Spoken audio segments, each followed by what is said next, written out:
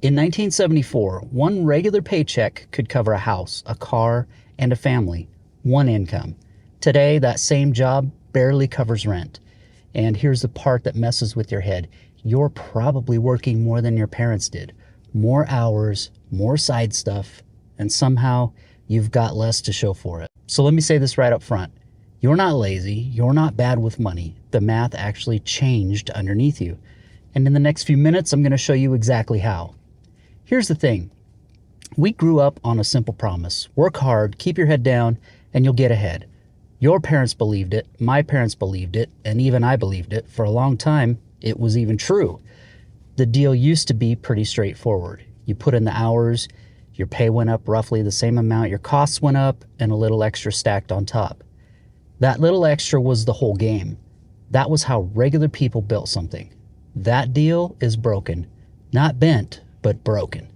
And nobody sat you down and told you. I spent almost 30 years working hourly, warehouses, cold storage, the kind of jobs where you feel it in your back at the end of the day. So I'm not reading this off a chart somebody handed me. I lived the gap between working harder and getting nowhere. So let's get into what actually happened. And I want to keep this simple because the people who broke it want you to think it's complicated. First thing, your pay stopped keeping up with your work. For decades, when workers produced more, they got paid more. The two lines moved together. You worked harder or smarter, the company made more, and you saw a piece of it. That's fair enough, right?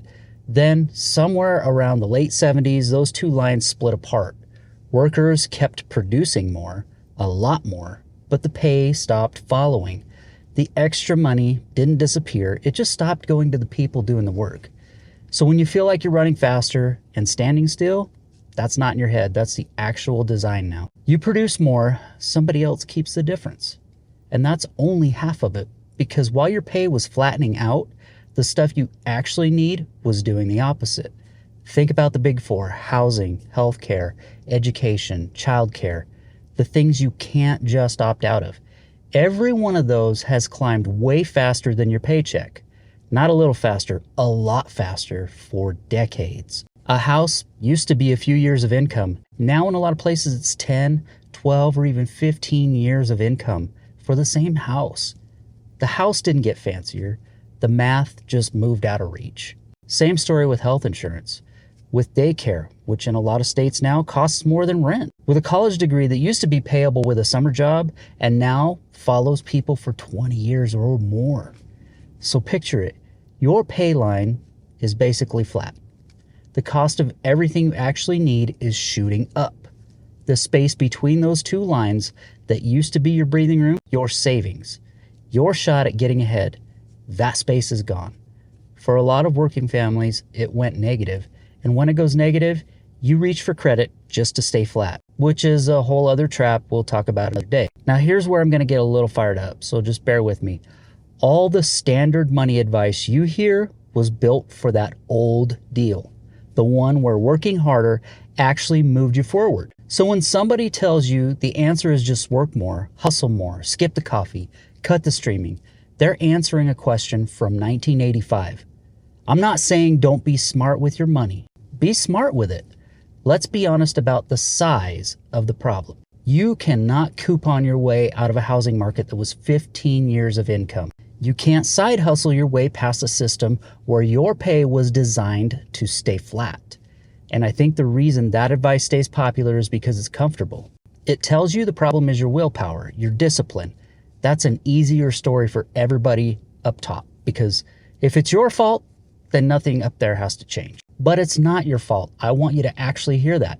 You were handed a rigged game and then blamed for not winning it. Okay, so if working harder isn't the answer, you're probably asking, then what is? And I'm not going to leave you with a problem and no door out. First, stop measuring yourself against a deal that doesn't exist anymore.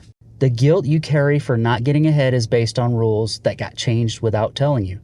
Drop it. It's dead weight. Second, aim your energy at things that still actually pay off. Raising your income matters way more now than shaving pennies off your spending. A skill that moves you up a tier, a job switch that pays real money, an offer you actually negotiate that moves the needle in a way that clipping coupons never will. Third, build one small buffer between you and the next emergency. Not because a few $100 fixes the system. It doesn't, but because it buys you the room to not take the next bad deal out of pure desperation. And honestly, just knowing the game is rigged is its own kind of power, because once you stop blaming yourself, you can actually start playing it clear-eyed instead of beating yourself up for losing a game that was set up for you to lose. Now, I make these videos for people who work for a living. No suits, no lectures, just somebody who's been on the floor breaking down what's actually happening to our money.